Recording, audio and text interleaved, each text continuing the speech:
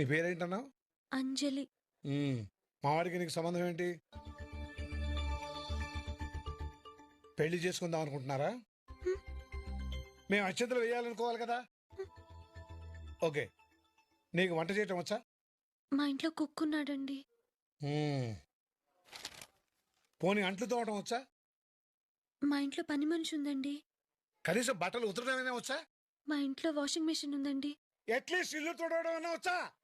మా ఇంట్లో vacuum cleaner ఉందండి. పర్ఫెక్ట్. నాకు ఎలాంటి కోడలు కావాలనుకున్నాను అలాంటి అమ్మాయి దొరికింది. I'm happy.